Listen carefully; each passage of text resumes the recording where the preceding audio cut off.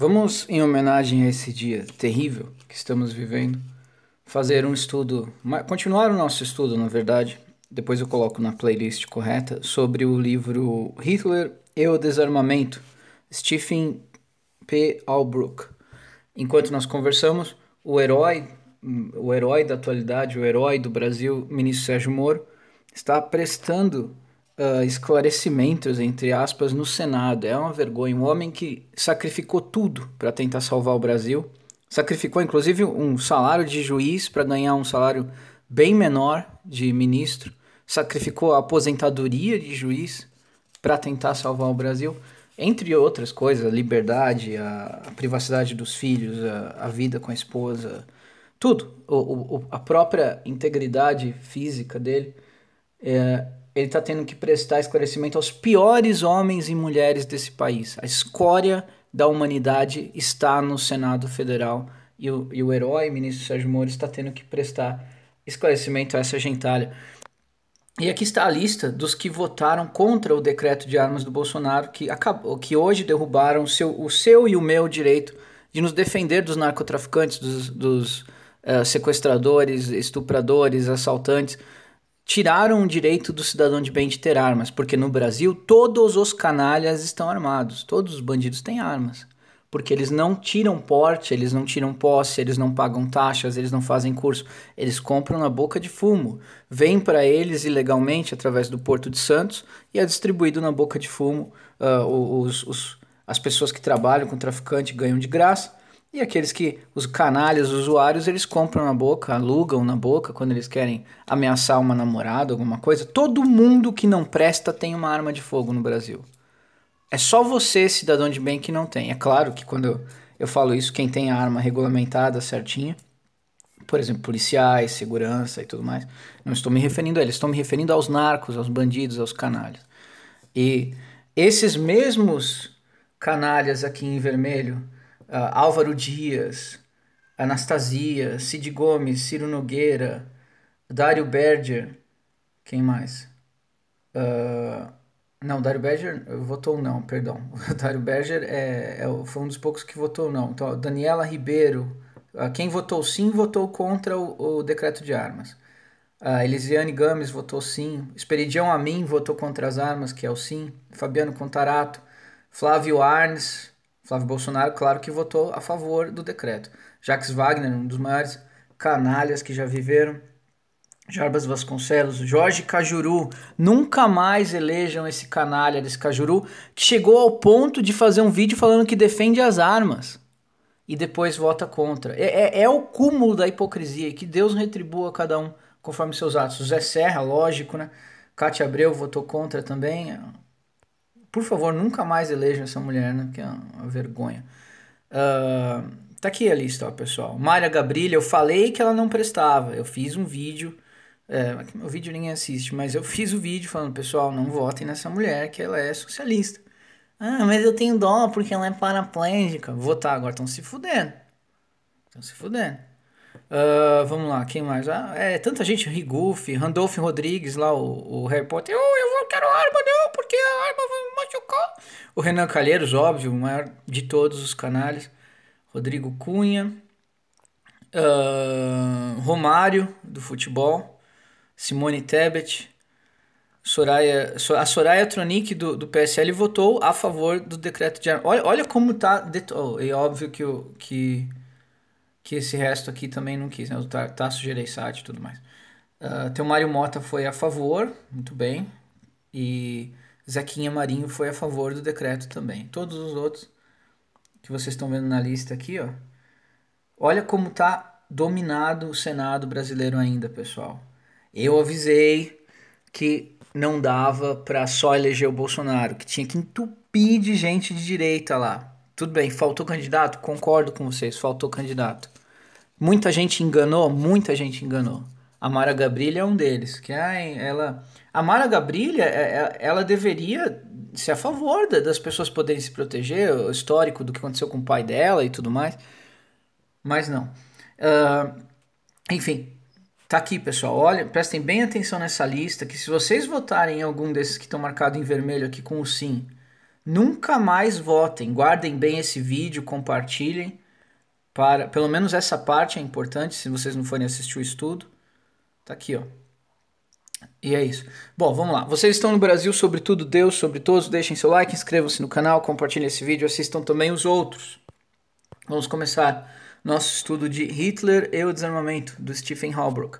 Os comunistas alemães apontaram no novo regime ditatorial de Mussolini e nos fascistas alemães os motivos para armar e organizar grupos paramilitares chamados de Proletarian Hundreds. Em 1923, incitados pelo Comintern de Stalin, os vermelhos iniciaram o levante de Hamburgo, no qual atacaram delegacias policiais e recolheram armamentos. Recolheram armamentos? Como revelado pelo relato do líder, um estudante de 25 anos chamado Hans Kippenberger. Por volta de 1.300 revoltosos armados, com apenas 80 armas de fogo em péssimo estado, revólveres, na maioria dos casos, enfrentaram 5.000 policiais armados com rifles, pistolas e metralhadoras. Os comunistas tomaram algumas delegacias de polícia e conseguiram algumas armas. Alguns dos revoltosos careciam de treinamento básico com armas. Eles conseguiram 3 submetralhadoras, mas precisaram de instruções dos próprios policiais prisioneiros para usá-las. Aí eu não ensinava, não. Eu falava, não sei, ensinava errado. Barricadas foram erguidas e a batalha seguiu. Mas previsivelmente logo as forças do governo esmagaram os revoltosos. Isso tudo na Alemanha, né? Na época antes do Reich, do Terceiro Reich.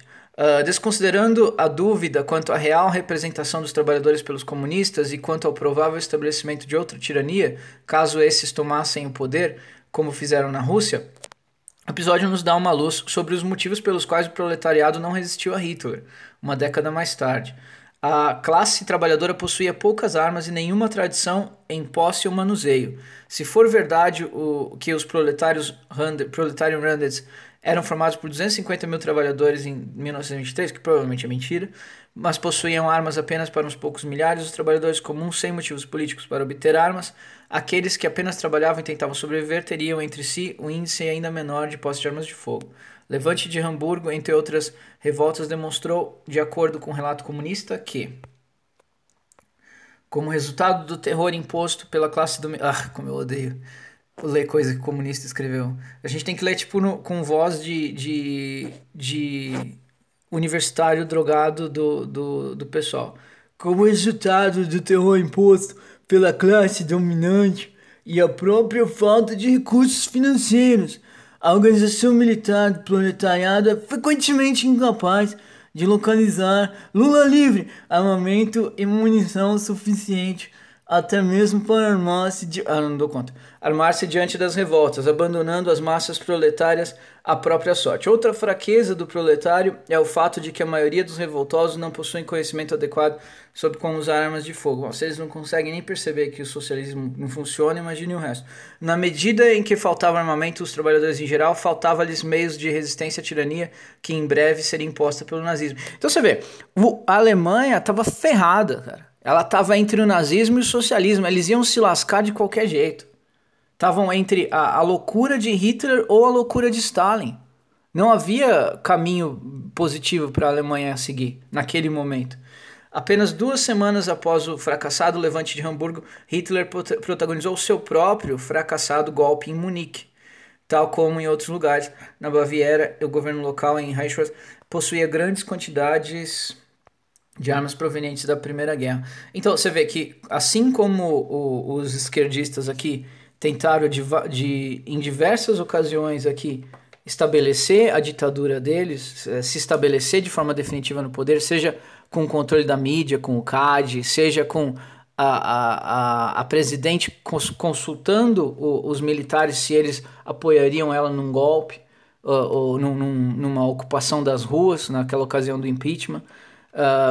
O Hitler também teve a sua tentativa frustrada de chegar ao poder antes da definitiva. Aqui, por exemplo, a ascensão do Haddad no ano passado poderia ter sido o nosso momento de Terceiro Reich no Brasil, onde o fascismo ia tomar conta do Brasil. Porque, como eu já falei em vários e vários vídeos, quem tem um modus operandi fascista no Brasil é a esquerda. Se não, vejamos, desarmamento é fascismo e é esquerda no Brasil. Fortalecimento de sindicatos é fascismo e é esquerda no Brasil. Ódio aos judeus é fascismo e é esquerda no Brasil. Ódio a Israel, fascismo, esquerda no Brasil. Controle da mídia, fascismo, esquerda no Brasil. Perseguição a opositores, calúnias, invenção de mentiras, é fascismo e é esquerda no Brasil. Assassinato de opositores, tentativa de assassinato de opositores, mortes e mais mortes, no caso Celso Daniel, tentativa de morte de Jair Bolsonaro, morte de 2 pessoas que trabalhavam na pensão onde o assassino do Bolsonaro ficou hospedado. Fascismo e esquerda brasileira. E é claro, a morte dos próprios membros do partido para usar eles numa narrativa em que eles são mártires e alavanca a narrativa do partido. É fascismo, e vocês sabem de alguns episódios onde a esquerda matou os seus e depois saiu acusando todo mundo. Aqui no Brasil tem episódios disso também. Não vamos citar nomes, mas quem sabe um dia, eu tenho fé no Senhor, de que tudo virá à luz. Então, um dia nós vamos saber quem matou várias pessoas aí que a gente não sabe quem matou. Será tudo trazido à luz, mais cedo ou mais tarde.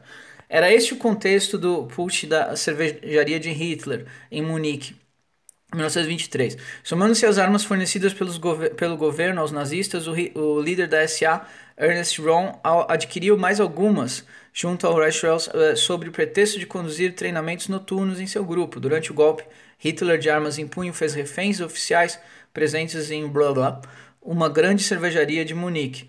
Houve uma tentativa fracassada de tomar a principal delegacia de polícia. Os nazistas então tentaram avançar, mas foram barrados pela polícia, que atirou, matando 14, entre aspas, mártires nazistas, enquanto Hitler covardemente escapava, né? É típico esquerdista mesmo, o modus operandi do Hitler. Ai, o negócio ficou feio, vou fugir para a Europa, vou morar lá com uma mesada que um jornalista vai me dar. O Hitler, ele é muito semelhante a uma figura política no Brasil, e não é o Bolsonaro. Quem seria, né? Eu proponho aos senhores um teste. Dê a essa figura, não sabemos direito quem é, mas imaginemos quem poderia ser. Mas dê a essa figura metafórica o poder que o Hitler tinha e imagine se ela não faz exatamente o mesmo que Hitler fez ou até pior. Porque é a típica pessoa que não aceita opositores vivos. Mas eu não sei quem é. Mas eu acho que há personagens no Brasil que são semelhantes ao Hitler em modus operandi. Não é o Bolsonaro, não. O Bolsonaro é um coitado. É um coitado. Ele tá tentando, uma pessoa cristã, cheia de defeito, mas tá tentando fazer o que é certo. Mas é difícil, viu? Não é fácil, não. Num país destruído da forma como este está pela esquerda, pelo socialismo, pelo fascismo de esquerda, porque no Brasil os fascistas são esquerdistas. O que eu quero dizer com isso? Compare o modus operandi de um e de outro, como nós fizemos há 2 minutos atrás. Hitler escreveu Minha Luta durante os 9 meses em que esteve preso, condenado por traição. Até que é um bom escritor, 9 meses fazer um livrinho. Embora espumasse contra progressistas, judeus, bolcheviques. Olha só que interessante, ele não gostava nem de progressistas, nem de judeus, nem de bolcheviques. Opinava sobre como a juventude deveria ser treinada. A mim sempre pareceu mais importante treinamento em boxe e jiu-jitsu do que um treinamento de tiro qualquer, inferior por lhe faltar paixão. A ideologia e não as armas protegeria o estado folclórico de seus inimigos. Então a melhor defesa não será representada por armas, mas por seus cidadãos. Não serão muros fortificados a protegê-lo, mas por uma viva muralha de homens e mulheres imbuídos do mais alto amor à pátria, por fanático entusiasmo nacionalista. Hitler já no cárcere já estava falando, a arma não é uma boa ideia não, porque ele sabia, se eu fizer o que eu vou fazer, de certo alguém vai se opor, né? Então eu não quero que esse pessoal esteja armado, deixa eles no jiu-jitsu, no judô, no karatê, no boxe, e daí eu venho com as minhas armas e aquela cena do Indiana Jones, né, o cara nos Kung Fu, o Indiana Jones tira o revólver, puf, derruba o cara. O resultado de todos esses conflitos foi a criação em 1924 de um grupo paramilitar, o Reichsbanner, da República.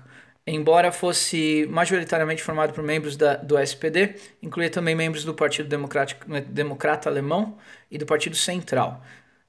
Sem ficar para trás, os comunistas formaram a Liga Vermelha de Combate. Já atuantes eram os capacetes de aço, que requeriam membros que tivessem servido por 6 meses no fronte da Primeira Guerra Mundial e tivessem aberto a social-democratas, judeus e conservadores. Alimentada pelo, alimentada pelo desemprego e pelo extremismo violento, a violência explodiu entre esses mesmos grupos que lutavam com maços de bandeira, corrente de bicicletas, soqueiras e facas. As autoridades de Berlim baniram o uso de bengalas e proibiram o porte de bastões e outras armas em comícios políticos. Esforços sem efeito algum. Teoricamente, a licença de porte de armas para defesa pessoal estava disponível, porém a sua negação por parte da polícia não estava sujeita a qualquer recurso legal. Descuido na renovação da licença tornava-se motivo de condenação por posse ilegal de armas. O real propósito do decreto sobre a posse de armas de 1919, confiscar todas as armas ou apenas armas militares, permanece incerto. Observando-se casos recentes de apreensão e processos envolvendo armas de fogo particulares, o jurista Hugo Preus apontou que, apesar da referência a todas as armas, a lei discernia rifles e carabinas e especificava as diferenças entre rifles militares e pequenas carabinas. Estivessem de fato inclusas aí todas as armas de fogo, a lei teria igualmente distinguido espingardas, rifles de caça, até mesmo de pressão.